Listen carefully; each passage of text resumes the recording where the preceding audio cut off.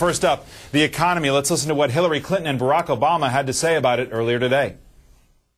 In my conversations earlier this morning, I raised my concern about the continuing numbers of foreclosures and my very strong belief that in the absence of addressing that aspect of this subprime mortgage credit crisis, we will not be able to make the progress that we have to make.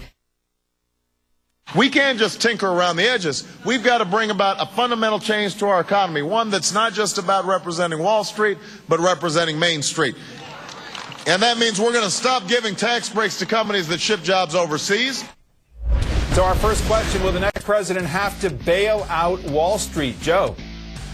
I think right now it looks like that's what's happening. I mean, you've got the Fed that's pumping billions of dollars into the banking sector, helping them out. But also, though, Main Street is being helped right now. When you have the Fed continuing to cut rates, we may be down to 2%. You're going to see a stronger economy down the road. And just to put a little perspective here, because, yes, things are bad. The financial sectors are weak. But Hillary Clinton's husband, Bill Clinton, got elected in 1996 by bragging about a low unemployment rate of 5.8%. Right now, it's 4.8%. Interest rates are dropping. And again, you've got Caterpillar, a heavy manufacturing company, saying they may be having one of the best years ever. The tech sector is strong and resilient. This is not the type of economy it was in 1992 when Bill Clinton got elected.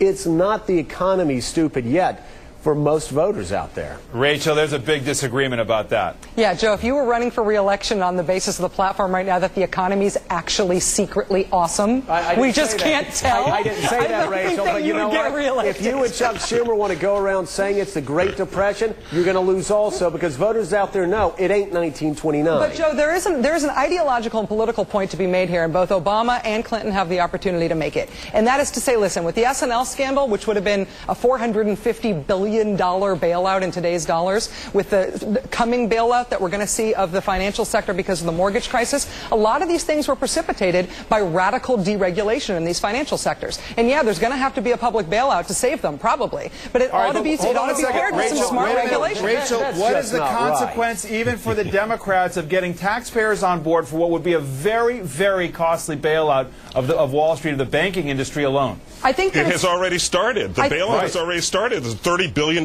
guarantee to make the Bear Stearns deal happen. That's right. $30 billion slipped slipped out the door on a Sunday with nobody commenting on it. I think the case for the bailout is going to have to be made by either president, honestly. I mean, you could argue against it, but I think it's going to have to be made. But will it come with conditions that will change this so that we don't have another one of these bubbles that followed by another bailout? All right, let me stop you there. I'm just going to say really quickly, this did not happen because deregulation. This happened because homeowners got more home than they could afford. They got interest-only loans. Right. They gambled wildly because they wanted to turn it around and make hundreds of thousands of dollars. And guess what? The market changed. You hear that? Greedy homeowners. Okay, that's what Joe Scarborough is blaming the economy. Well, you know what? No consequences. Gamble. Go to Vegas. Lose your money. And you know what? We're going to blame it on George Bush. We're going to go on to the second question.